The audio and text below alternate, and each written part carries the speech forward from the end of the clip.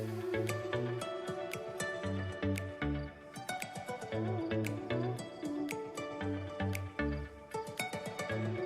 guys, welcome back to my YouTube channel. If you're new here, hi, welcome. My name is Ruby. On today's video, I did not feel like doing my makeup. I just want a bare face, let my skin breathe.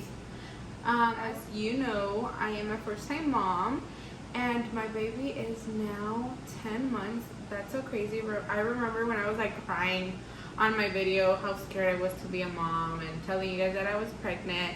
So my baby's 10 months now, and she has about 4 months sleeping on her own and in her bedroom and in her crib. It did take us a little while to get her to that stage, just because I made some mistakes with sleep training. If I would have known these are the things that I would do different, I wanted to go ahead and share with you guys my experience, what helped me and what worked for me and my baby. And maybe you can take some things out of this and implement it into you if you're struggling on your baby sleeping on their own. Go ahead and get into it. So like I told you guys, I'm a first-time mom, and I really thought that it was gonna be so easy to sleep train a baby. I didn't think anything of it. Mistake number one that I made was her going to sleep in my arms, like while rocking her. Because once your baby's used to something, that's what they want to keep doing. They like their little routine. So if I could go back, I would put her in her sack and put her in the bassinet and let her be. But instead, I didn't. I held her, and that's how she wanted to go to sleep. Held for the longest. As soon as I would put her down, she would cry. It was hard. Actually, I had to show you guys something, but I'm washing it. I don't know why I didn't think of it. So she always liked to sleep wrapped, and we had like the little sack like with the hands up for the longest. She was obsessed with it up until like 3 months. We had to switch her out, and I got her a weighted sack. I did my research. I know some are like blankets and stuff, but I wanted her to feel comfort because she was so used to being slept like this, like squeezed out against my body. So when we would put her down, she would feel it and start crying and would wake up. Another thing was that I didn't have a routine. So when the night would come, that was my chill time. That was my time to watch TV, to relax. So instead of putting her down and struggling a little bit with her crying, I would sit on the couch, turn on the TV, and go like this and go ah. So for the longest, that's what she wanted me to do, up until I sleep trained her. I did. So this was the thing with her, that she would go to sleep in my arms, I would rock her, and she would pass out. If I left her down with a bottle, she would not want to go to sleep. And it was really hard, especially on my back, because I think ever since I had a baby, or maybe it's the weight, or maybe it's the epidural, I don't know. I struggle from back pain, like especially like shoulder, like upper back.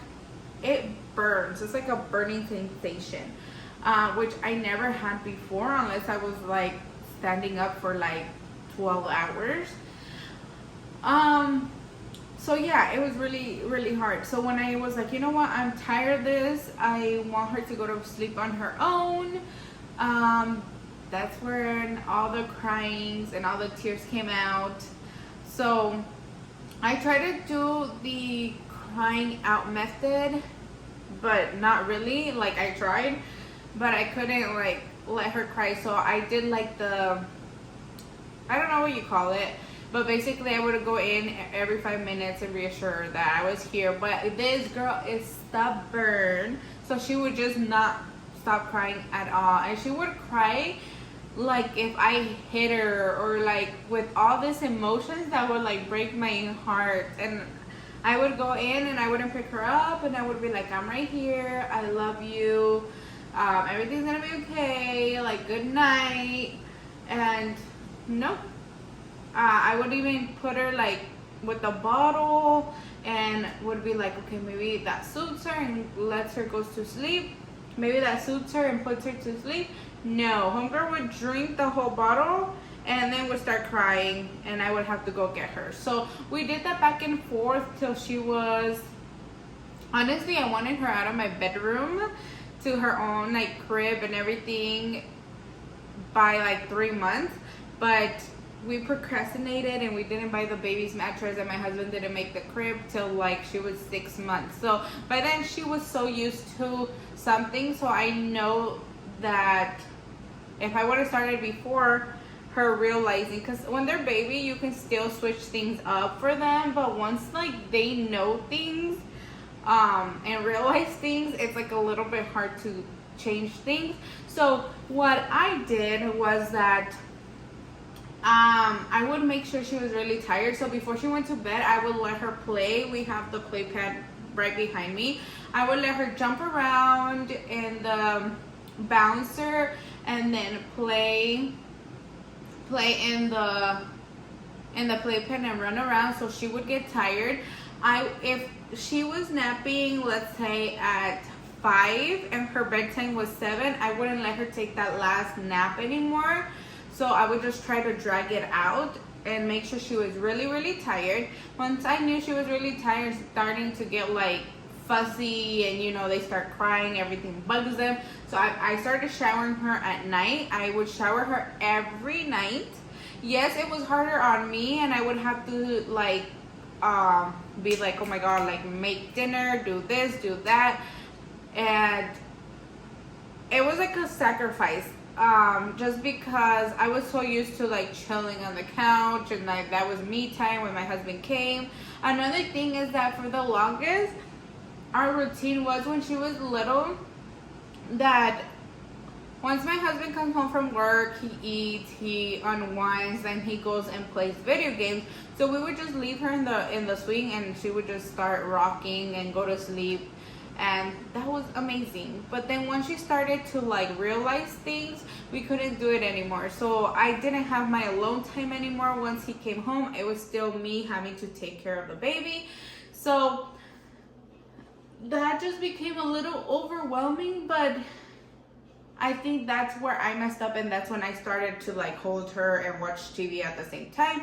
But when I realized that wasn't helping our sleeping schedule, that's when I changed it. So it is a sacrifice. You're not going to be able to like clock out when your husband gets home and things like that unless he's willing to do that part for you, which my husband, I understood that he came home from work like tired, and up until now he's helping more with bedtime. He like showered her for her first time ever, but he does help me a lot, like making her bottles and like on the weekends letting me sleep in, but just like night routine is not it for him, or he'll go to sleep before her. So it ended up being all on me.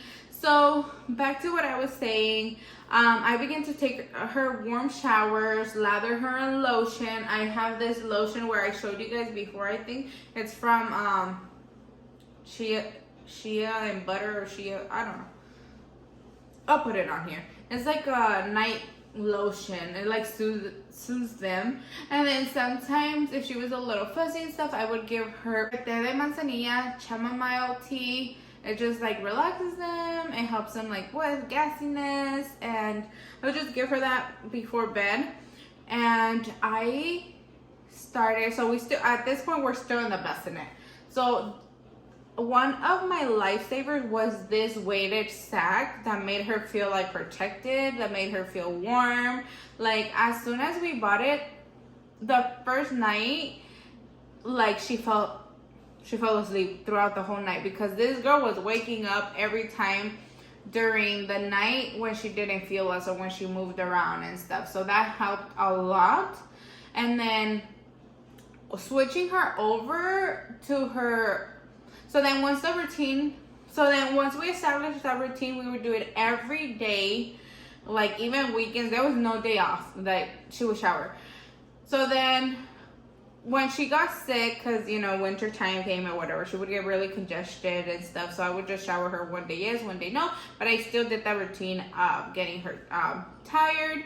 So then we switched her over to her bed. Honestly, she loved it. Immediately fell asleep by herself. She had so much room to spin around, because I think I switched her when she was like 6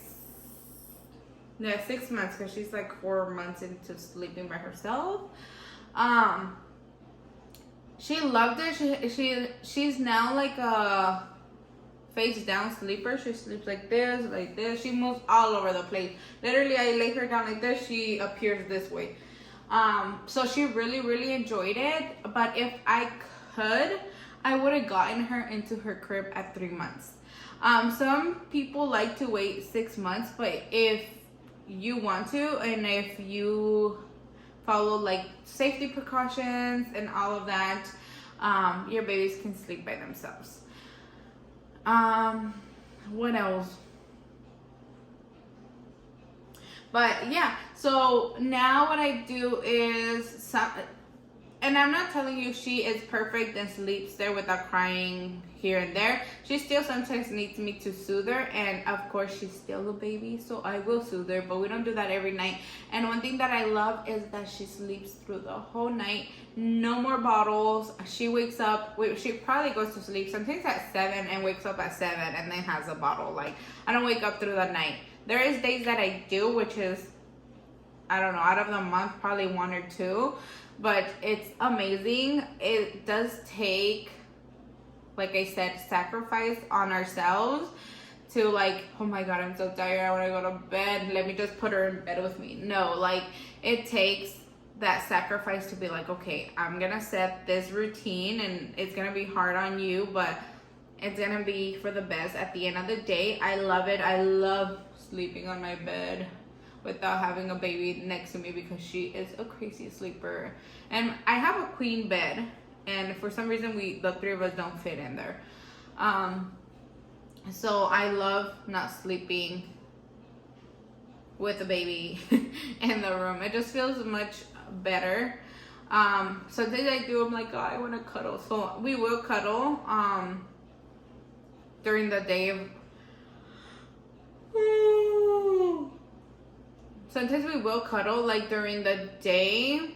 When she takes a nap, I'll take a nap with her. But other than that, I try to have her nap and sleep in her crib. And it has been amazing. You are going to struggle. Babies are not perfect. Babies are not robots that you can just program from one day to another. It takes a little bit of a routine. Just find what works for you and your baby. And I'm sure you'll do great. And don't worry, we all struggle. I was like even asking her doctor, I'm like, how can I get my baby to sleep the whole night by herself? Because it came to the point that I was getting like, so frustrated, because like if you're a stay-at-home mom, you probably understand that it's like hectic. Like you have to wake up and like clean, there's like a lot of things to do around the house, and it's only me and her and my husband, but for some reason there's still a lot to do. And then by the end of the day, you're like, I just want to relax, I just want to chill. Like sometimes I'm like, oh man, I haven't even watched TikTok or YouTube. Like I haven't even touched my phone. It's crazy. It's new to me, because before, you know, I never had a baby before, so I was always on my phone, I was always available. Now I'm like, dang, feels exhausting, but I love it. And yeah, she sleeps in her own room in her crib. I showed you guys my nighttime routine, and that's what we do every night. But I hope that you found something of here useful, and good luck on your sleep training journey. If you have any questions, comments, concerns, please comment down below, like this video, share, subscribe, and I'll see you on my next video. Bye.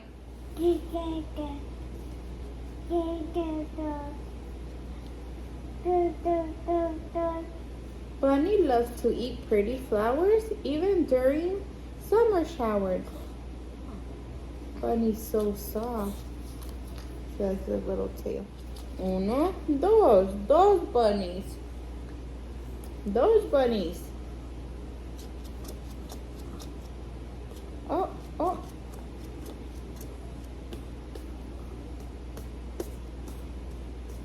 Uno, dos. Uno, dos. And when it's time to lay down and rest, she loves a bunny kiss the best. No, Cookie. No, Cookie.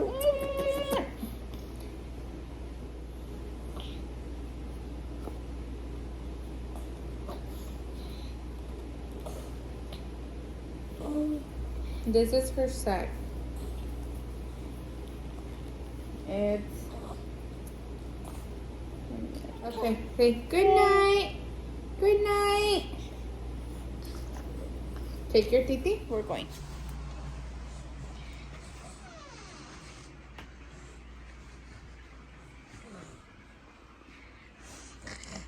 Let's try to do this with one hand. Oh. Okay, your titi. Titi, good night. I love you. Sweet dreams. Say good night. I love you.